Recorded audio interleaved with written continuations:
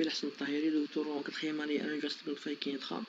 Permettez-moi, avant de commencer ma présentation, d'adresser mes vifs remerciements au comité d'organisation de m'avoir donné l'opportunité de prendre part à ce séjour scientifique international tenu en Turquie.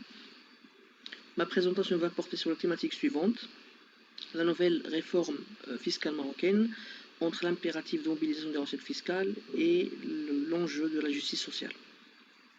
Cette présentation va s'articuler autour de 5 axes principaux. Premièrement, le contexte général et l'intérêt de la recherche. Deuxièmement, le cadre conceptuel et théorique de la recherche. Troisièmement, problématiques et questions de réflexion. Quatrièmement, la méthodologie de recherche. Cinquièmement, résultats et discussions. Et on va finir par une conclusion. Alors, dans le cadre de la volonté de promouvoir la politique fiscale, et vu les limites et les difficultés du système fiscal marocain actuel, le Maroc a mené une série de réformes fiscales visant la modernisation et la simplification des mesures fiscales pour assurer simultanément une équité et une efficacité fiscale, conformément aux objectifs du nouveau modèle de développement qui vise à atteindre un développement durable et inclusif, permettant de financer des projets structurants et des projets de développement initiés par ce modèle.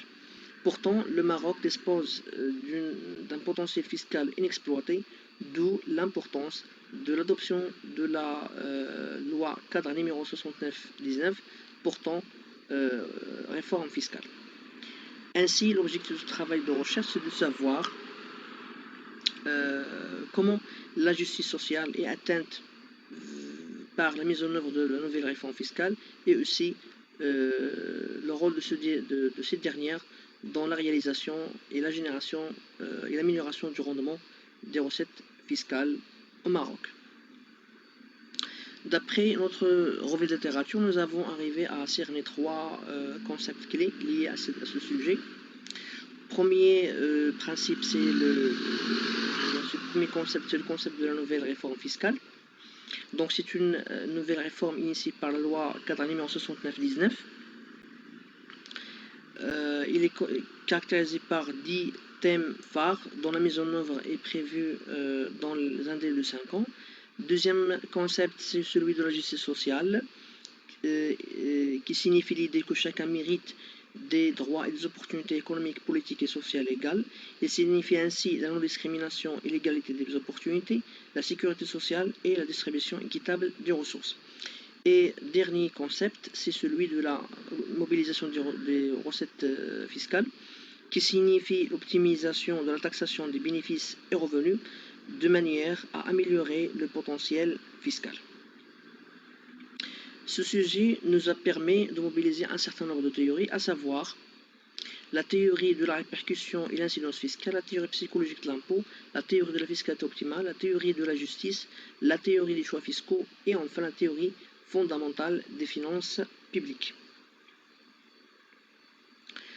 Donc nous avons arrivé maintenant à la problématique de ce sujet, qu'on peut formuler ainsi: comment la nouvelle réforme fiscale contribue-t-il à concilier entre la justice sociale et la mobilisation des recettes fiscales? Cette problématique, pour répondre à cette problématique, un ensemble de questions peuvent être posées. Donc à savoir, quelle est la place de la mobilisation des recettes fiscales et la justice sociale dans la nouvelle réforme fiscale? Quelles sont les différentes mesures fiscales introduites dans la loi cadre numéro 69/19? Et enfin, quels sont les indicateurs qui peuvent évaluer dans quelle mesure la nouvelle réforme fiscale a réussi à générer des recettes fiscales sans négliger la justice sociale? Pour répondre à cette problématique, nous avons adopté la méthodologie suivante en identifiant 2 types de variables. La variable indépendante, à savoir la nouvelle réforme fiscale, et la variable dépendante, 2 variables dépendantes, à savoir la justice sociale et la mobilisation du revenu, des ressources, des recettes fiscales. Donc pour mettre en liaison la relation entre ces deux types de variables et faire une étude exploratoire, nous avons adopté un positionnement épistémologique post-positivisme en suivant un raisonnement inductif avec une approche qualitative en se basant sur l'analyse des données des rapports et des entretiens semi-directifs analysés via donc le logiciel InVivo. Lors de notre étude empirique, nous avons fait apparaître les résultats suivants.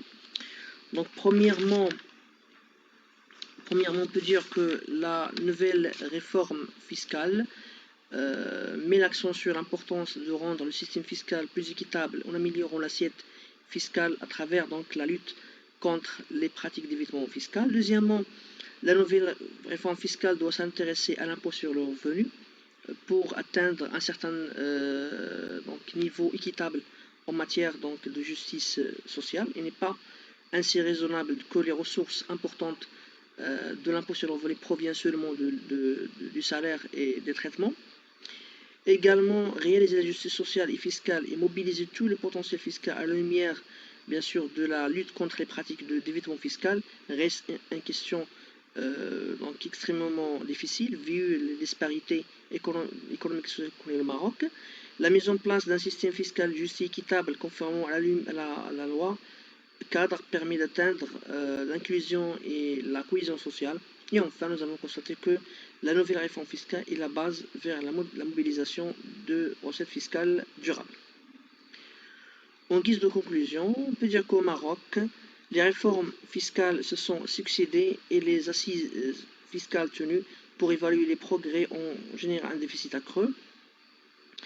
Il n'en fait aucun doute que la nouvelle réforme fiscale présente un certain nombre d'objectifs en termes et aussi d'avantages en termes de mobilisation du potentiel fiscal permettant d'atteindre ou bien d'atténuer les disparités économiques et sociales vers la réalisation de justice sociale et fiscale à la fois, si elle est correctement mise en œuvre dans les prochaines lois de finances.